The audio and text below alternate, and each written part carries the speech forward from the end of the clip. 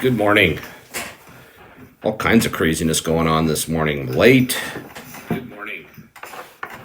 All kinds of craziness going on this morning. Late. Good morning.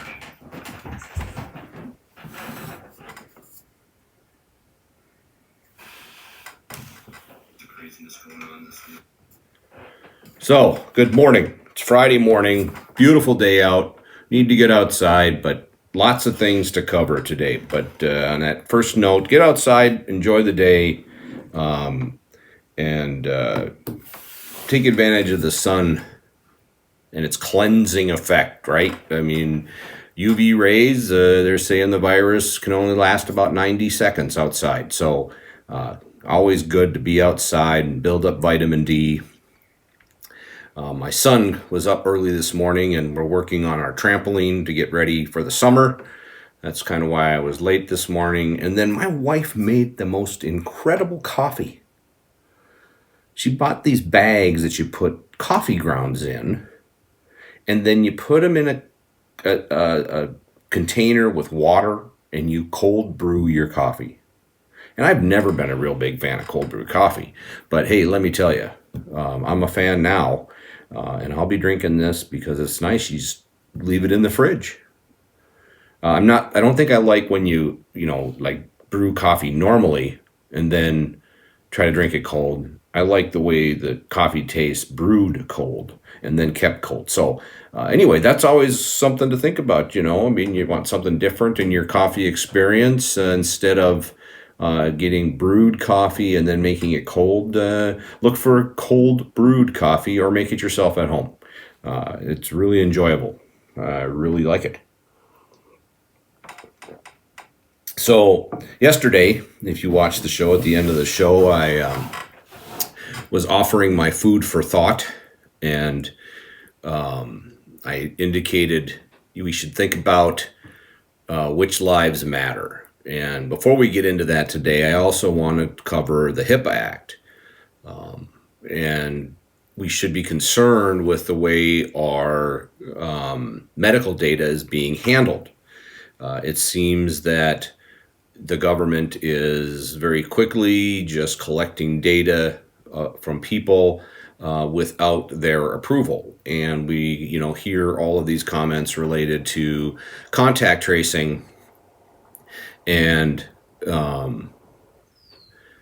that seems to be an infringement on the HIPAA Act as well. I know if I get asked about contact tracing, I'll very quickly refer to the HIPAA Act and not give them permission to do that.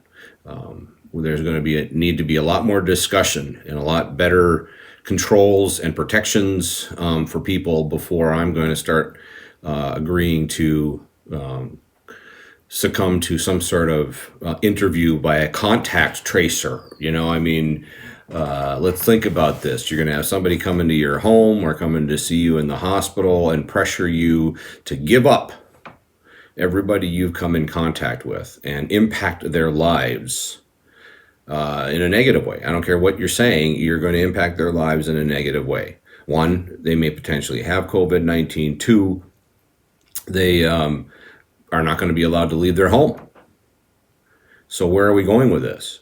We're now going to succumb to the government telling us we've got to stay home. Well, I think we need to go back to the intention of the HIPAA Act, which is my data is my data, my case is my case, and unless I agree to it, the doctors are not allowed to give that information to anyone else. If I'm sick, then I'll go home and I'll get better. And we've got to protect people's rights to privacy. We've got to protect people's right to work. And we've got to protect our constitutional freedoms. So I think there needs to be a lot more conversation about what kind of data and what kind of loopholes have been created in the HIPAA Act that are just being, they just kind of sneaking around the outside. They sneak in over the top. They sneak in over the bottom. Just exactly how are they getting there to say they can collect this data on you? And then are they making it a requirement in order to receive health care? You should be super afraid of that. And you should be asking all your legislators, as I always say, to address this issue and make sure we're protected. That's why they're there. That's why we pay them. We don't pay them there to tell us what to do. We pay them to do what we ask them to do. I'm not being led by Tom Tiffany. He's not my leader. He's not your leader. He's supposed to be doing for us what we ask him to do. He's supposed to be representing us. So are our senators. So it's important to have this conversation about the HIPAA Act. All right. Now, I find it interesting, and I've got a few clips this morning to share with you. And I'm going to start with the New Jersey governor, in this article or this broadcast that I shared with you some time back about, the Bill of Rights. But there is comment by this governor I wanted to share. So let's take a listen.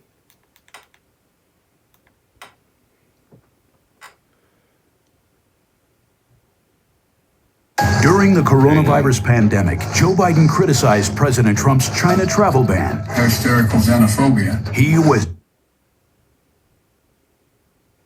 Well, after the state of New York, no state in the country has been hit harder by August 4th. That would be fewer than what the annual influenza caused a couple of years ago with a vaccine. So does that shake your faith at all in the utility of a vaccine for this disease? Maybe it's not the final answer. Yeah, it doesn't shake my faith in either the vaccine, which all experts think is at least a year and a half away. It does tell me that if the death tolls are around the numbers that you've just referred to, Tucker, that all of the actions we're taking are making a difference. I really believe that with all my heart. The fact that we're staying at home, staying away from each other, is flattening the curve, is leading eventually. We've got too many lost souls. Believe me, every one of them is a precious life. But the fact that it may be lower than we had expected. Okay, so you heard the New Jersey governor, who's a Democrat, tell you that every life is precious. Okay, so then today, also, let's take a listen to Governor Cuomo, who's a Democrat.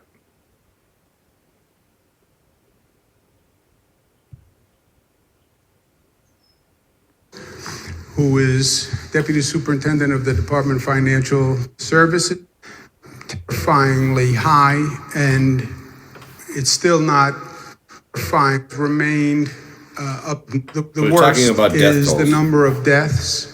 The worst.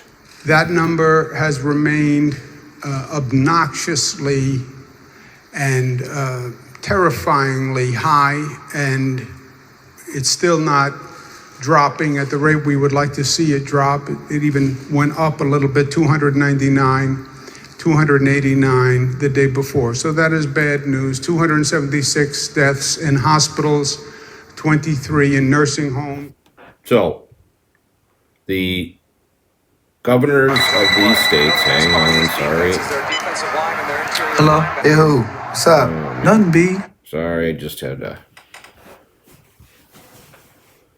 stop that. So we've got Democrats that are talking about the death toll that is being created by COVID-19. And in most cases, in order to emphasize why the lockdown is important, they talk about the death toll. And they talk about the lives lost, and they make reference to 0 life lost.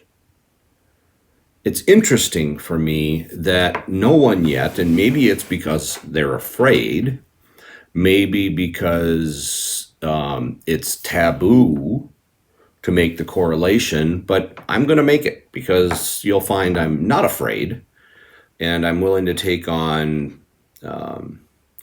not so politically correct topics. So, pro-life versus pro-choice. Democratic platform is pro-choice, and we talk a lot about the deaths that occur through abortion, and I find it almost hypocritical that the governors of these states and the mayors and the Democratic mayors in these states are putting such emphasis on the stay-at-home orders, closing the states, closing businesses, and then we've seen the extreme measures that were taken to stop people from having private parties or private meetings. We, heard about the mayor of Chicago, and she's watching us and they're coming after you, right? And all of this is being supported by the idea that by doing all of this, we're not going to get COVID. We want, and it's gone from flattening the curve to now, in order to keep the thing going, to 0 deaths and all lives matter. And any life lost from the New Jersey, any life lost, any soul lost is not acceptable. Okay. And so from a neutral perspective, in a conversation of the abortion issue, pro-life versus pro-choice, how do you make the correlation that you're pro-choice and you're okay with people having abortions, but yet you are willing to put people at risk and sacrifice their financial well-being, their mental health, let them lose everything under the idea that, people who are older get COVID and die, and that's unacceptable. Well, of course it's unacceptable. And we've got to do a better job of finding a way to treat people so that they don't die. And we've got to stop ignoring hydroxychloroquine and the concoction that's been created, between the vitamins, zinc, and the other, I think there's another drug they're putting in there with the hydroxychloroquine that's seeing, as we saw, 44% of people taking this that have, are having complications are getting better after taking it. So there's an answer for that. But again, where is the emphasis on life by the Democrats when it comes to the abortion issue, right? And I'm just saying I want equal representation here. I am really not advocating one side or the other in this conversation. I'm saying that I think life is important, and I think lives are important. I think everybody's life is important. So how do you make an argument that you're pro-choice and then make an argument that 0 lives lost is what you're trying to achieve? The hypocrisy there is just mind-blowing. So you need to ask yourself, what message are you trying to send, and what message are your legislators and your government, people in government who are supposed to be representing us? Because remember something, one of the things I'm concerned about is we keep talking about governors being the leaders of the state. They're not the leaders of the state. They're there to represent us. We elect them. Okay, I really have a hard time that we spend our days trying to justify the actions by saying they're leaders. In a just a quick brush, sure, they provide leadership in the fact that they're willing to take on the responsibility of gathering the information from the constituents, looking at the information and the data they're getting, and then making a decision based on all of that data, right? And that the data, they also have a responsibility to make sure that data is accurate. So they're not, I don't look at the governors and the representatives to be leaders. They're supposed to be taking the direction from the people. And then they're supposed to be led by what the people want. Yet, all of the decision making is really one-sided individual decisions by the governors. So you've got one person deciding which lives matter. And I have a really hard time with that. Because then you have to decide, okay, every death that occurs here, if 0 deaths are tolerable, then 0 deaths are tolerable everywhere. Everything. The flu, on the road, when people are drunk, And how do you stop that? So I mean, people get drunk, they drive in their cars, and they go and they kill people. So are you going to say then we can't drink booze anymore? I mean, seriously, just take the logic that you're being given and apply it to from coronavirus to any of the other situations. So cancer, every life matters. 0 deaths is what we're trying to achieve. So what causes cancer? There are all kinds of things in the world that cause cancer. Roundup, emissions from cars, pollution from businesses and industry. I mean, the list is mind-boggling, but we don't shut them down. In fact, we have huge court cases that people go through in order to keep it going under the guise that there's no choice.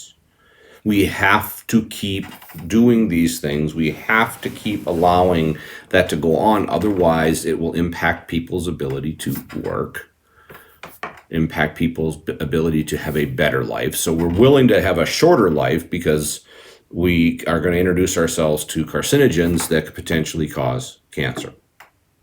We smoke. We do things, all kinds of crazy things that impact babies and, create environments for them to get cancer. And we just march along our merry way. So in a sense, that's my food for thought today. And is it just me? They're all kind of bundled together in the show today.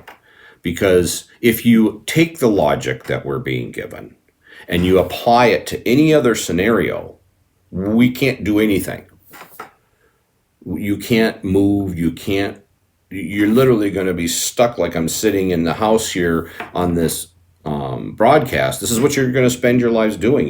You'll sit in a closed room, completely shut off from the world, completely shut off from what's going to go on in the world, and then that's it. That's your life. Well, nobody's going to tolerate that. Any more than anybody's going to tolerate social tracking or contact tracing or being forced to wear a mask. It's not going to happen. We don't live that way. And we should hold people accountable when they make the statement, all lives matter. Then every life matters, not just coronavirus, everything.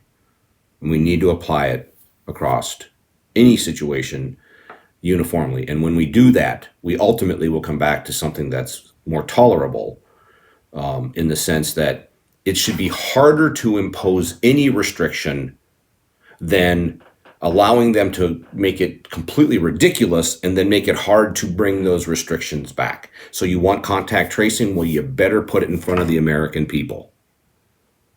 That's why we have a Constitution. That's why we have the Second Amendment.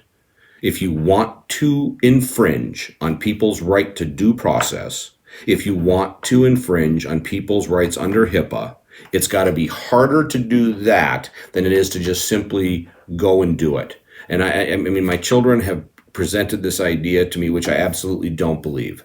It's better to ask forgiveness than it is permission. In this case, absolutely not. Hell no. If you're thinking about doing something and you know that it's not the right thing to do, or that someone you respect will be disappointed, odds are you better not be doing it. So, food for thought. Is it just me? I don't think so.